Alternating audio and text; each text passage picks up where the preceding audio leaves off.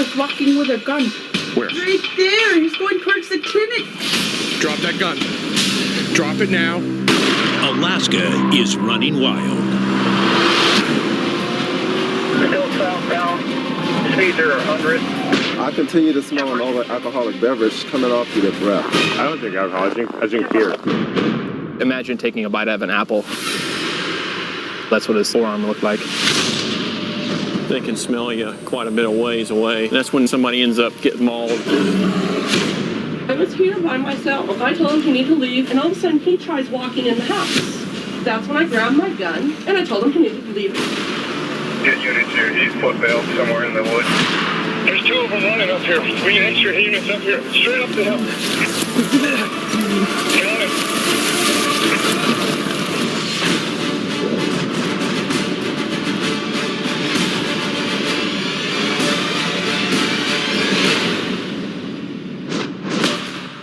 Fairbanks at swing shift.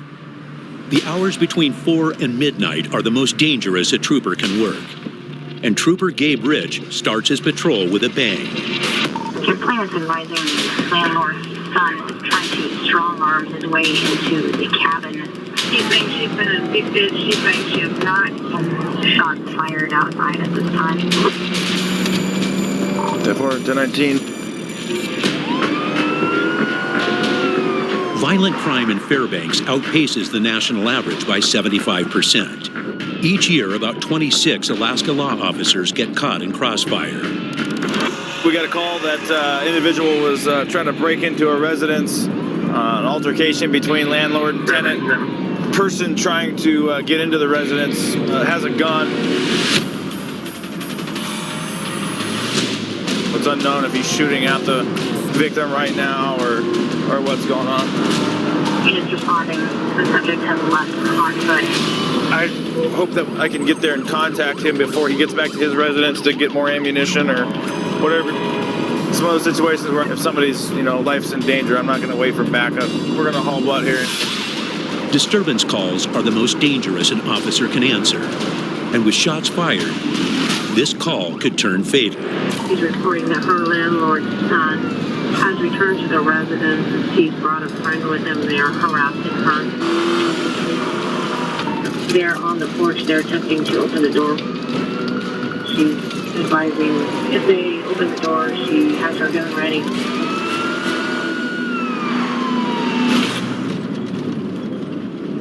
It's a little nerve-wracking. We treat every situation like there's firearms involved. Every situation we go to, there's always a gun. Because we have a gun, there's a gun in play. Trooper Colley joins him on scene, and they approach a potentially fiery shootout. He said he thought he was actually going to shoot him. So. State troopers!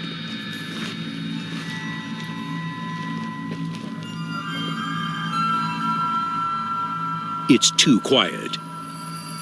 The armed tenant could be hiding anywhere. They don't want to spook her. You got the door open? Well, I can't see through there.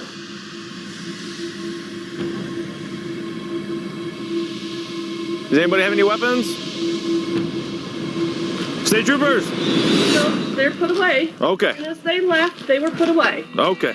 Just want to double check. It's the tenant, and she's fired up. What's going on? They just showed Okay. up, All right, and they used a key to try Okay. and get in, Okay. telling me I needed to come out and talk to him about this. Okay. Has forward around to the back and tried the back door as well. Okay. They Are you cut the power. Okay, listen.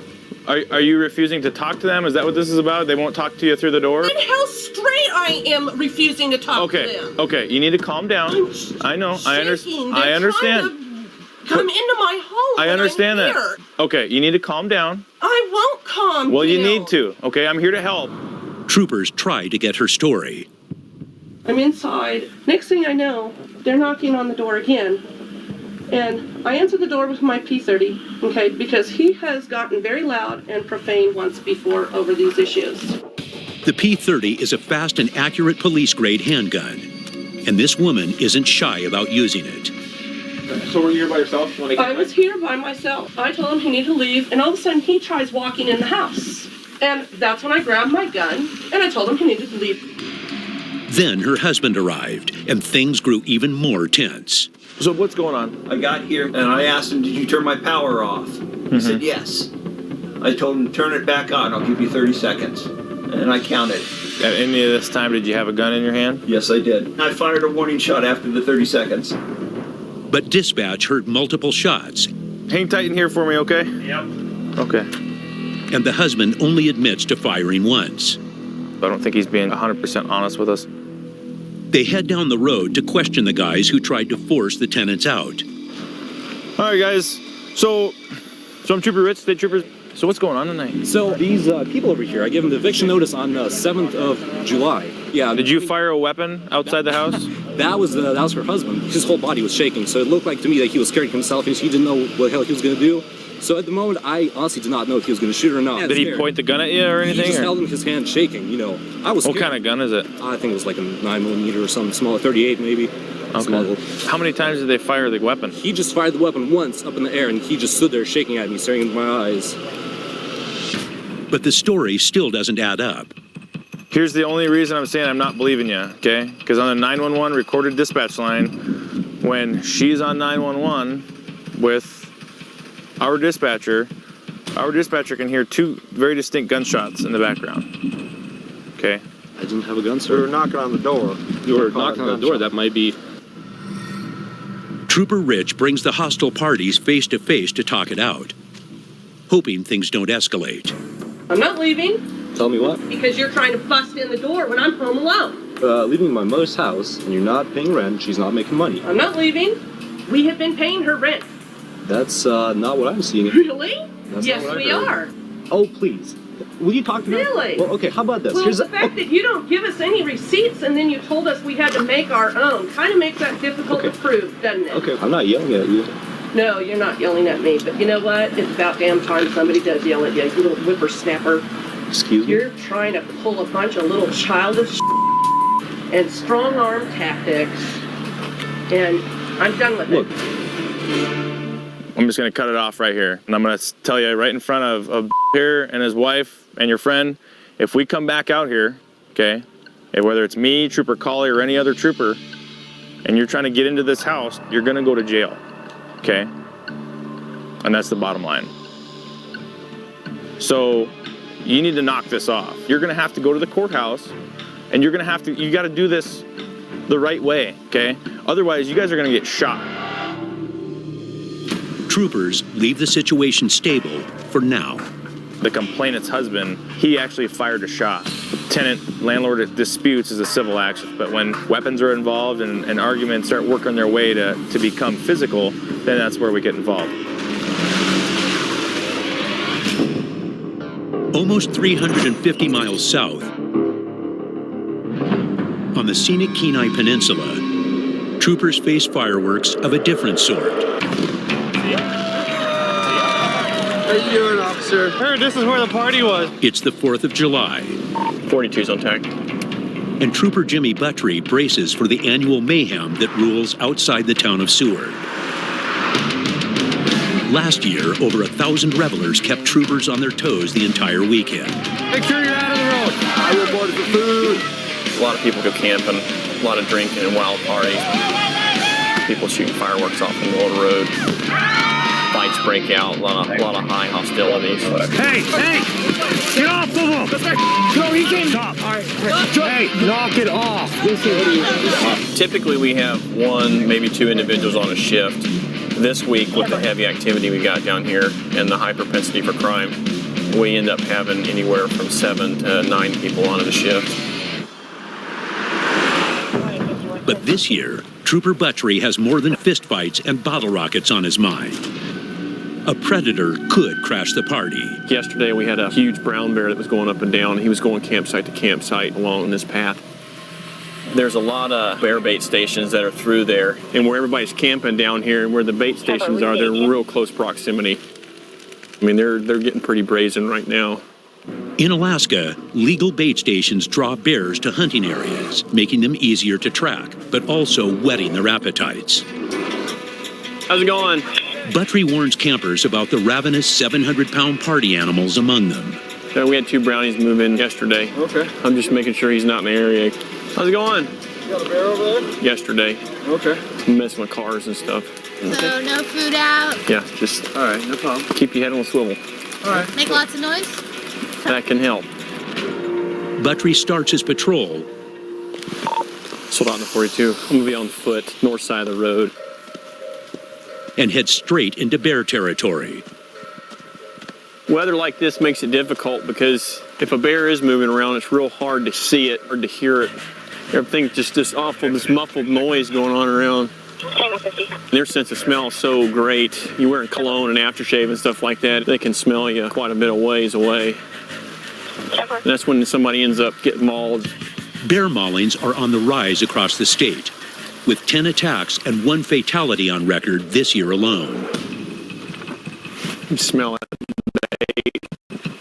the residual part of it. There's definitely been bear activity recently. You can see the paths where they've walked, just mowing the grass down.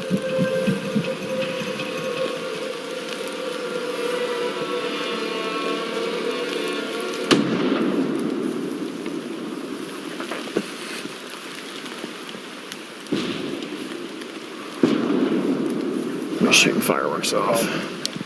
1060. So you can see the paw marks right there. See where he's been digging. We got bear scat everywhere. It's fresh. Once the bears know it here, they're gonna keep coming back to this spot. And the campers, I mean, they're right over there. 2040. Ominously, all signs point to a grizzly lurking nearby. But suddenly, You can see 38, doing approximately 90. Buttrey gets an urgent call for assistance and must leave the unsuspecting campers on their own. I'm gonna start heading that way after I severely freaked this guy out in front of me. Troopers are in hot pursuit of a stolen car on the Seward Highway. One of the other troopers up in Girdwood had a car pass by him pretty high rate speed when he was on a traffic stop. Called in a ready complaint on him. They tried to stop the vehicle at 49 miles Seward. We're about 20 miles away. 42's 19. Which way you headed? Where you at? We're going southbound. Speeds are 100. Guy's driving 90 miles an hour southbound, passing in oncoming traffic. Then, the speeder suddenly changes the game. Hit units here. He's foot bailed somewhere in the woods. The suspects have ditched the stolen vehicle and are racing up the mountainside. Single 5. There's a trail that goes back in there, and there's a bunch of trailers and gold mines back in there. If backup doesn't arrive soon, they could vanish into the thick bush. Right now, it's just one officer up there. He's trying to get up in a good vantage point so he can see what's going on. The patch of woods that this guy's supposedly in is a multitude of mines and a lot of camps back through there, so it'll make things kind of difficult. Which areas do you want start units to go to? You want us to go to the north? He's going to be barefooted. It looks like I got a pair of sandals laying out. Footprints running towards the woods. I'll be able to catch the vehicle smelling heavily of alcohol. Tango 5, did you get a look at him? You have a description? No, I just saw 100 feet of skid marks. This thing shut down before he went to the woods. 5042. I'm almost there. I'll go on the opposite side of the highway, see if he's there. No telling which way the suspects will run. As a trooper chases through the woods, the other units rush to set up a perimeter on the highway. Since the woods are so thick, I don't think he's going to work north very quickly. He's going to keep trying to scourge the highway, I bet. You got to head him back up the hill now. He's vertical up the hill. All right. Hey, I'm going to go down and get up in the woods up there. I'm going to go down and get up.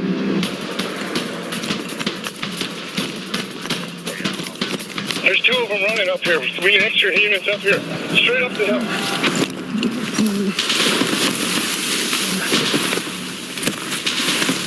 They're on him. 3 units up the hill. Okay, should we come back towards you then?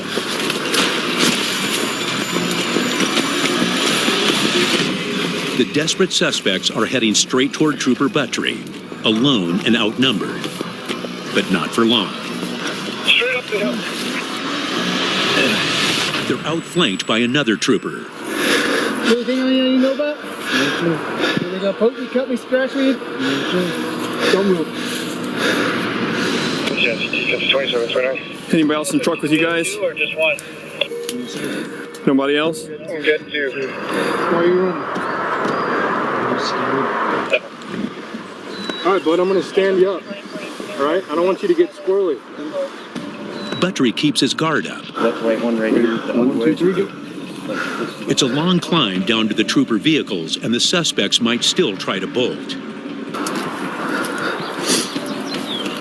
You guys climbed a little ways here. I mean, you didn't get airlifted up here. What's this guy all about? Is this that trooper show? Yeah. Oh, great. My parents see him, huh? Well, make better choices, bud.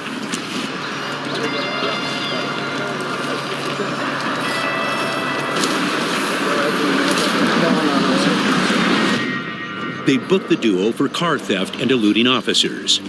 2 felonies. Their next ride will be in the back seat.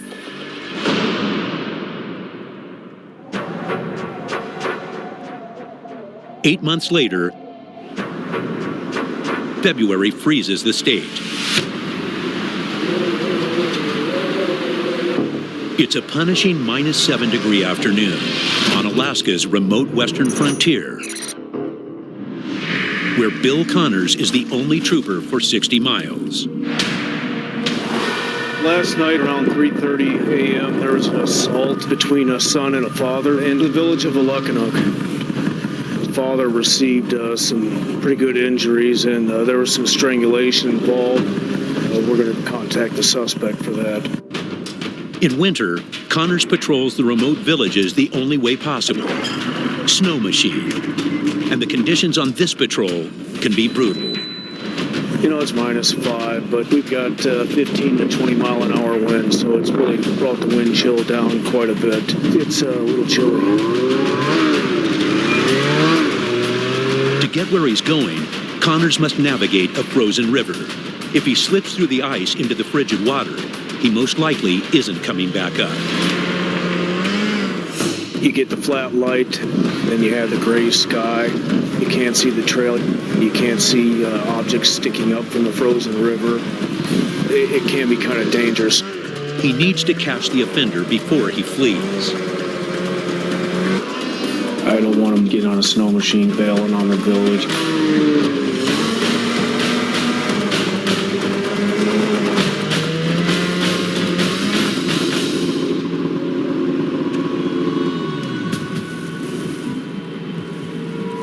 I'm going to go inside the residence, make contact with the victim, and do some follow-up photographs and get a good interview. How are you feeling? Is your face sore? What happened to your face? Do you remember him putting his hands on you at all? We're going to make sure that people are held accountable for their actions, okay? Village police meet Trooper Connors at the station to plan how they'll take down the vicious attacker. Yeah, he was beaten up pretty good. There's a lot of marks on his face, back, and he also has some marks on his neck that appear to be caused by hands. Then they get a tip. The suspect has bunkered nearby. We'll bring him in and hold him for investigations. That'll be the plan. Nobody's getting hurt. But Connors has seen what he's capable of. And the windows could give him a chance to escape at any moment.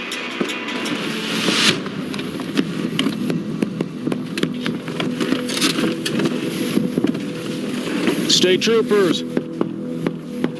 Open up, state troopers! Open up! Is he moving? State troopers! Is he moving? Down on the top bunk with that little baby next to him.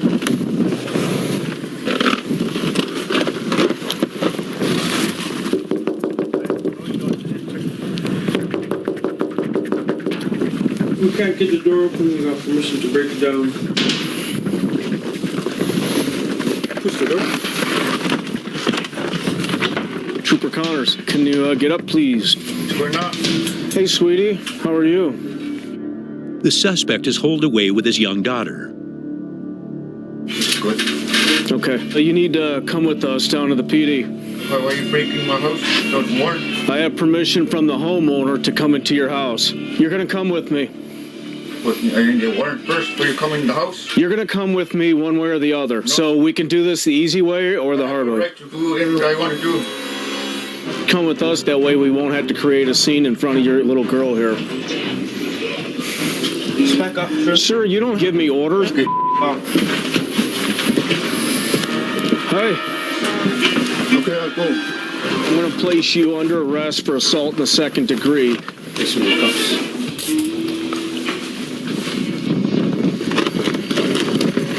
We have one defendant in custody right now, and we're going to take the little girl and bring her back to the homeowner.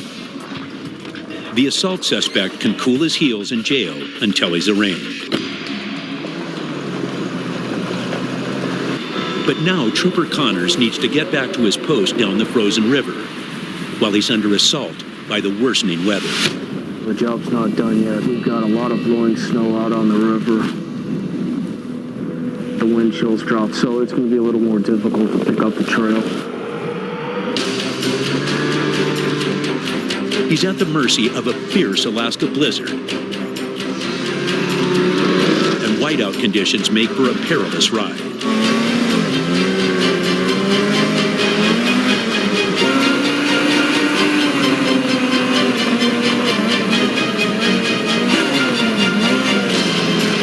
After 30 tense minutes, he gets back safely.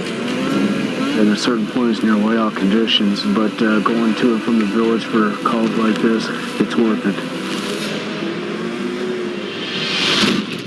530 miles across the state, another winter storm turns the streets of Fairbanks into a sheet of ice. Fairbanks 2033, 1036. 33. We're just out doing some patrol on a relatively low-speed street. These road conditions are really bad.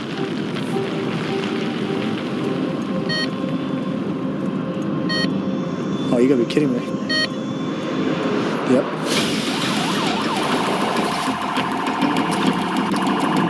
He's going with 70 miles an hour in a 35-mile-an-hour zone. Pretty unacceptable. Those speeds in these conditions suggest the man's running for a reason.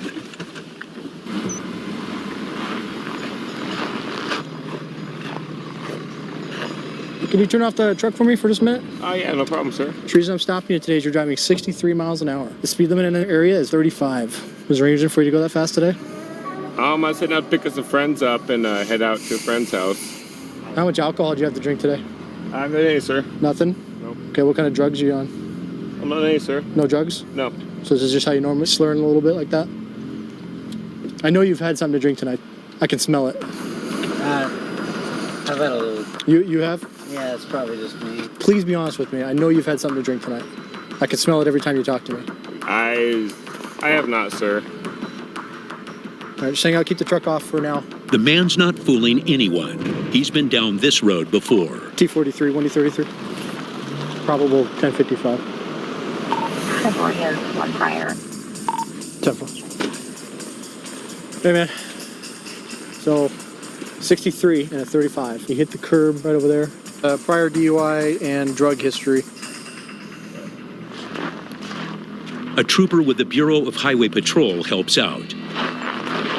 Hey, how's it going, brother? You need to do a step out of the vehicle for me.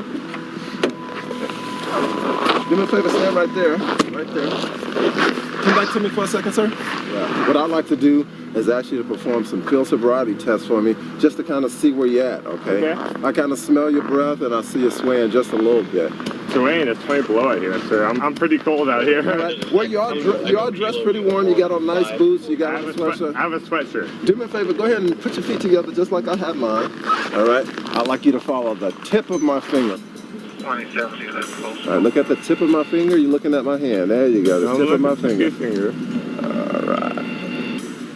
Put your right foot in front of your left, touching heel to toe. Okay, so I should inform you that I broke my ankle 3 months ago. Very hard for me to balance.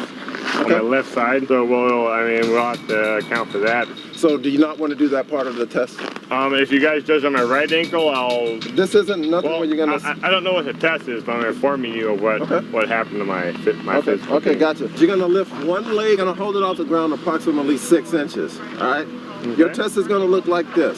I'm sure that's 3 inches. You make your own determination when you do it. So based upon my demonstration, do you have any questions? Okay, my question is 1,000. Once you get to 11, your count to a second. 1,011, 1,012, 1,013, 1,014. Okay. Whichever leg you choose, whenever you're ready to start. Ready? Yep. 1,001, 1,002, 1,003, 1,000. Based upon talking to you, I continue to smell an alcoholic beverage coming off your breath. I don't drink alcohol. I drink beer. How many do you think you had all together tonight? I'd say I drink 12 to 18 beer. Turn around, put your hands behind your back. Probably do not be honest with me. Can I try to call somebody on my phone? Because it's the man's second DUI charge, he'll likely face jail and a $3,000 fine. It could have turned out a lot worse. It's really dangerous how fast he was going. It was actually kind of unbelievable. These lanes are real small. There's lots of pedestrians. Pretty unacceptable.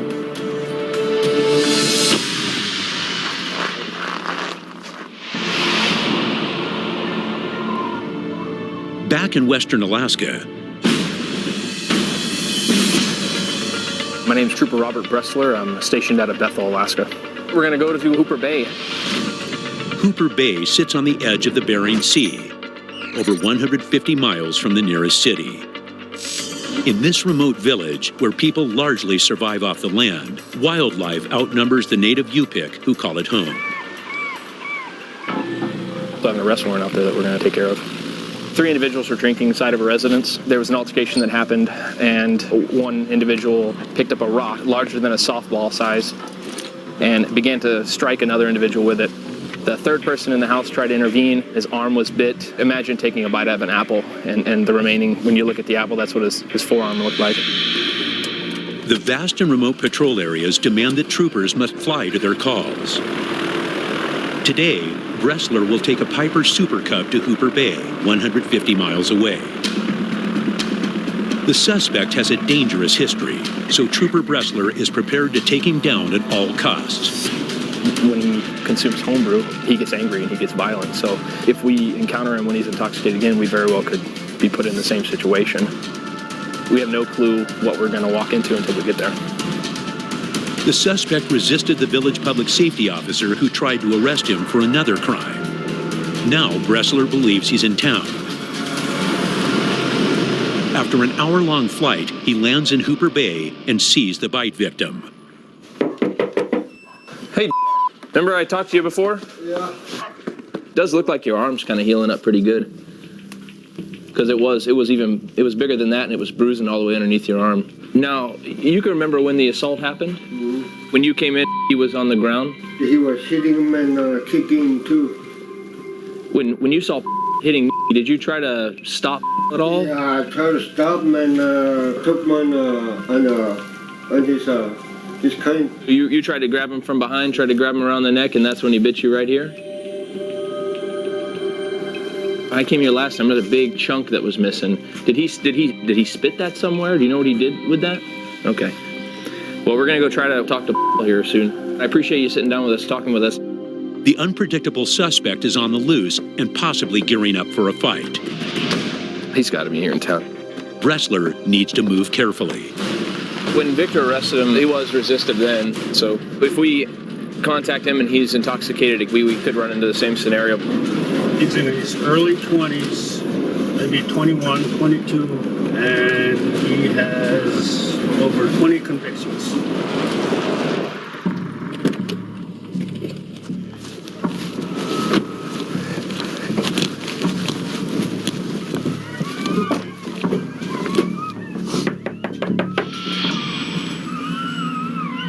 What is that? Dogs? Suddenly, an unknown man makes a dash toward the suspect's house and Bressler. What's going on?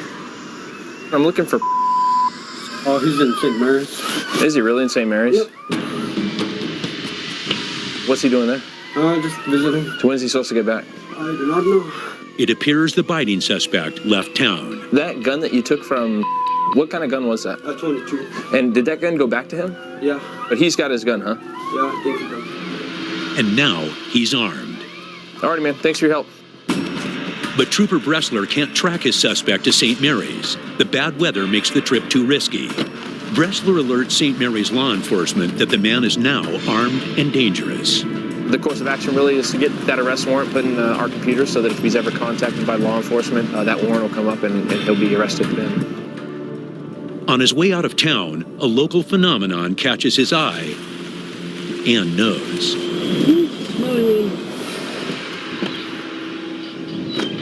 It happens every year. It's a North Pacific right whale, the rarest large whale and among the most endangered marine mammals in U.S. waters, has washed ashore. This is new for me. You get one wash up up shore every year? Yeah. I've never seen anything show up bigger than this. Villagers usually harvest its blubber, baleen, and oil for fuel, cooking, and use in household goods. People will come out and harvest it? Yeah. If it's still fresh and it's not decomposed or old, it'll get cut up right away. But this one is too far gone. Let's head out, Victor.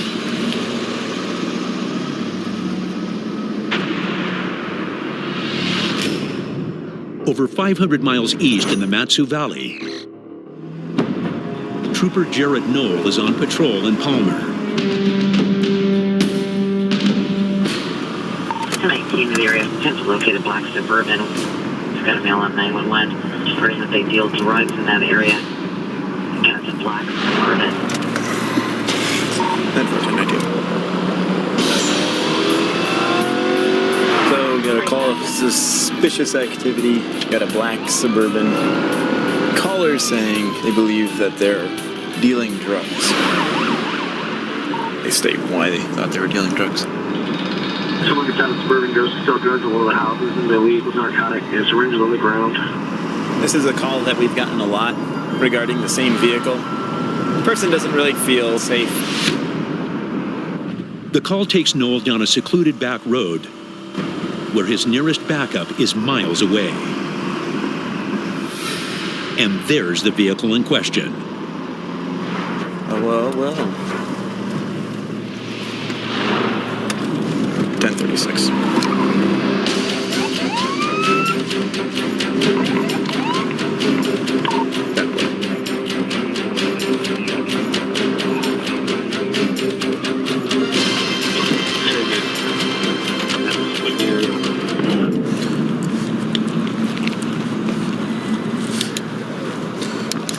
How you doing? Hey, where you guys coming from? Central. Okay. Whose house were you at? I was talking to my aunt. What's that? Talking to my aunt over there. Okay. They usually stop by there like a lot. What's your aunt's name? I'm not sure what her last name is. You have an aunt of yours and you don't know her name? Okay. Doesn't that seem a little odd to you? Not to me. All right, so nothing in the car I need to know about? No, sir. Okay. All right, sit tight. I'll be back in a minute. I just go over there and talk to my aunt for a minute.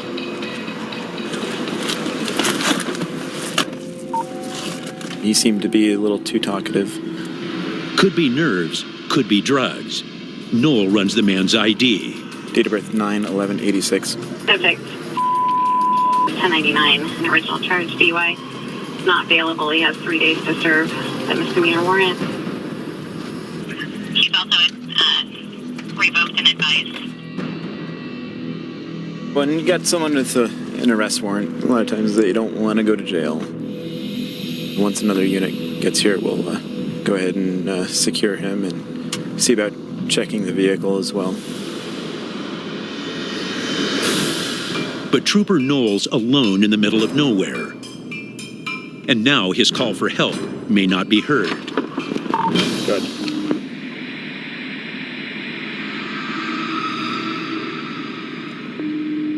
Radios don't work. Phone service is kind of sketchy as well. Right now, people are talking on the radio. I can't hear what they're saying. Not sure when backup will arrive. Yeah, he's moving around a lot. And with the driver getting antsy, Noel goes it alone.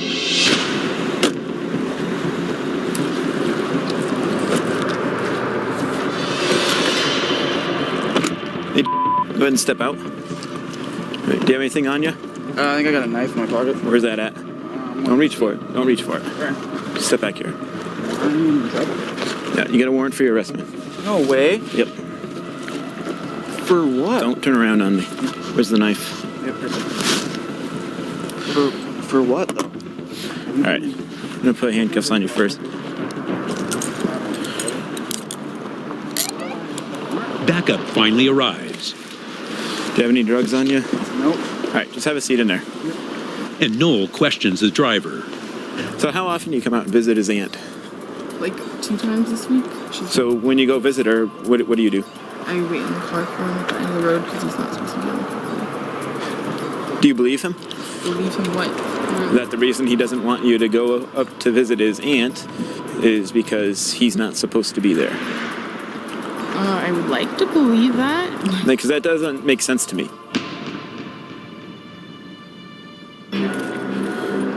The driver lets the troopers search the truck.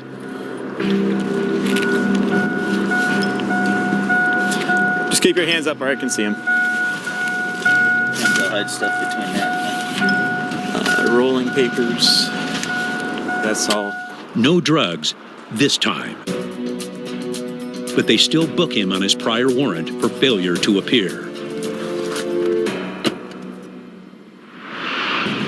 In Alaska's rugged interior, troopers patrolling the most remote villages face unusual challenges. I don't care where you go to throughout the U.S., lower 48, or Alaska. This is unique. We have to respond where you're going to be going to work on a snow machine. You're going to be going to work in an aircraft, or you might be in a boat in the summertime. Any given moment, you could be anywhere.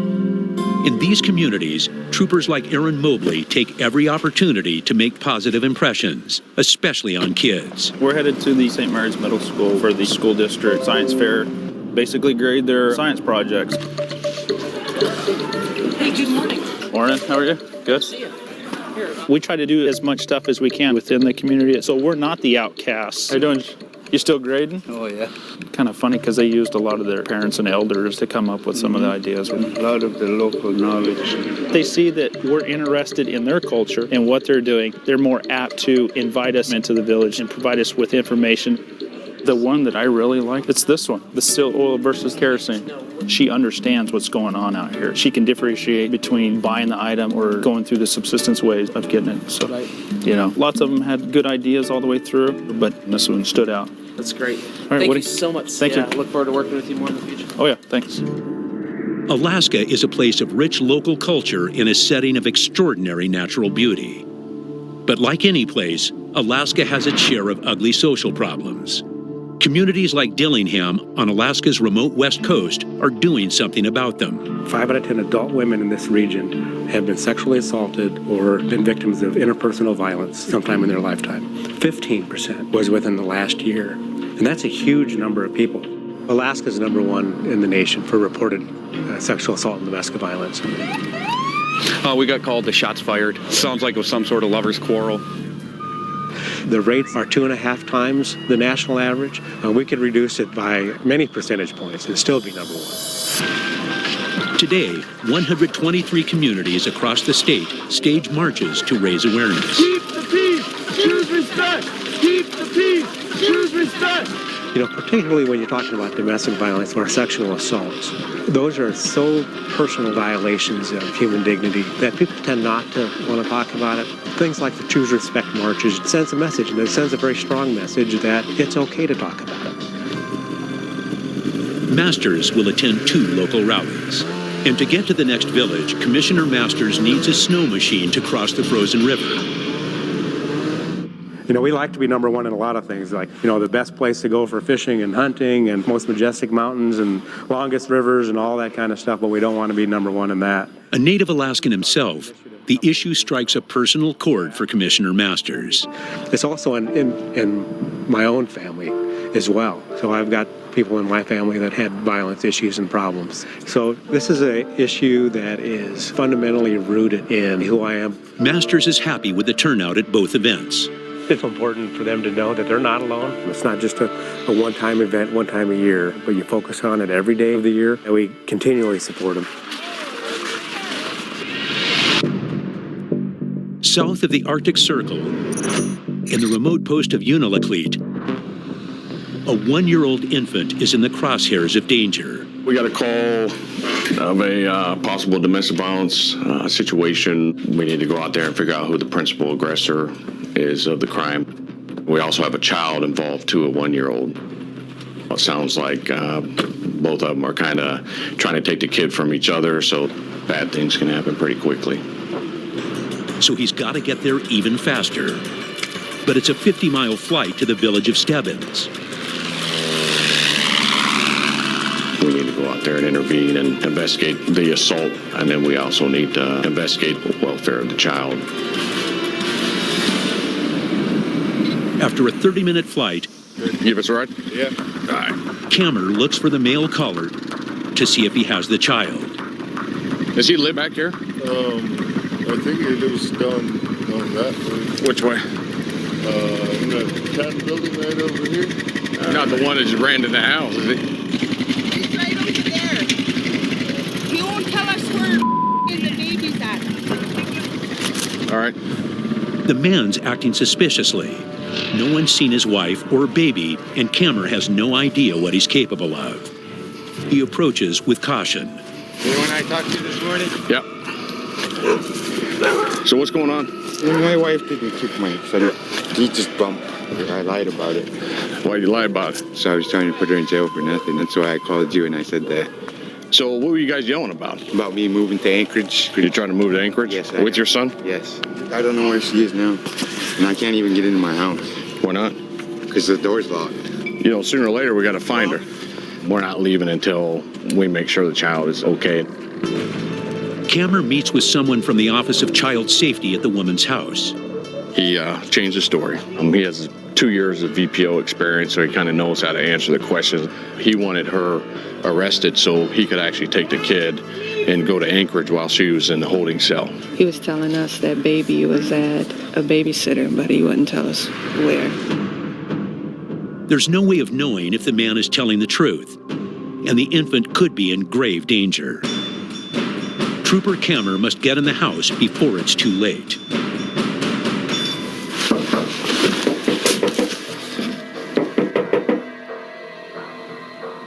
She won't answer the door. I'm pretty sure she's in here because the door is locked from the inside. We need to make contact with her, let OCS see the child, so we're not leaving the village until that happens. Trooper Cameron has to be sure the baby is safe. He's not even certain it's here, so he turns to the villagers for help. I can try and see if I can let her open the door. Yeah, if you don't mind. Yeah, we'll back off. Okay. Normally in villages, a lot of times family members, like you see, will come out and help the troopers. So we'll take a step back, let them go up there, see if they can get her to open the door. I told them they need to quit this drinking. Their first kids are taken away. Now, I don't know what's going to happen. The mother finally agrees to let Trooper Cameron inside. I'm George Cameron. How are you? Is it okay I chat with you there real quick? Do you mind if they watch your child when you talk to me?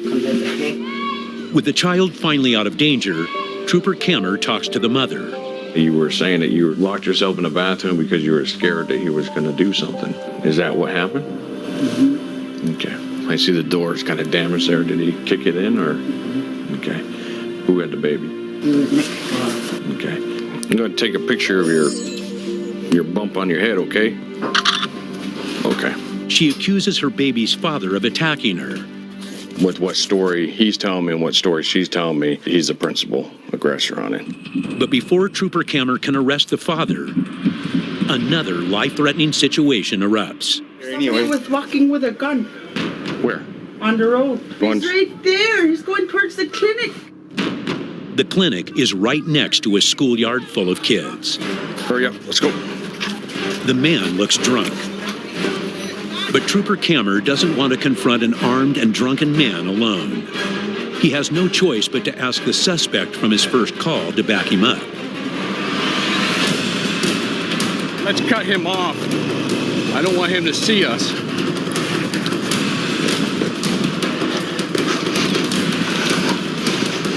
Looking like he was either ejecting around into the chamber or trying to put one in there. Drop that gun. Drop it now. Drop it now. Get away from it. Get away from it. All right, get down on your knees. Put your hands on your head. Right now, not gonna tell you again. Do you want to tell me what you're doing? The people are scared because you walk and stagger around with a gun. You can't be walking around with a gun. Come on. We'll go talk. Back at post, Kammer questions the gunman. Do you have any physical conditions? I had a brain injury. A brain injury? How'd you get a brain injury? I got beaten up. So basically it causes you to walk side to side? Okay. The man's girlfriend vouches for him. I think with your brain injury, you're probably looking a lot more intoxicated than what you are. Your girlfriend said she'll take care of you tonight. You'll be all right, okay? Okay. Is there any questions you have for me? Do you understand why I did what I did?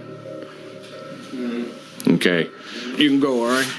With this situation under control, Kammer gets back to the domestic violence suspect. First of all, thanks for helping me out there. Tell me about the argument. Did she do anything to you? Okay, where'd you get that injury underneath your eye? I hit the bottom of the stairs, man. Okay, well, she told me she gave it to you. She's being honest. During the altercation, do you remember if you did anything to her? Because she has a lump on the back of her head. How did she get that? Part of the principal aggressor is I have to take into account the person's criminal history. I do have a criminal history. I have 22 misdemeanors. Okay, listen. You're going to jail, so I don't care about it. Your son can't go with you, right? Yeah. Okay. This is what I'll do for you. Since you're so helpful to me with the situation we were just in, I will make sure that your son comes here and you can say goodbye. Okay? So why don't you go ahead and put your shoes out right here? You know the drill. All right. Trooper Kammer had a productive day in this remote western outpost, but he didn't do it alone. A lot of people don't understand the courses of investigations out here where one day you might be arresting them, the next day they're helping you. And the guy that I had for the DV assaults, because I didn't tell him he was under arrest, he actually used to be a VPO in this village. And he actually helped us during that call. We had a pretty good amount of people come out and say, hey, we'll help you out. In Alaska, sometimes it takes a village to help carry out the law. Which is a good thing for us. That's when you really know if you have an in the villages out here.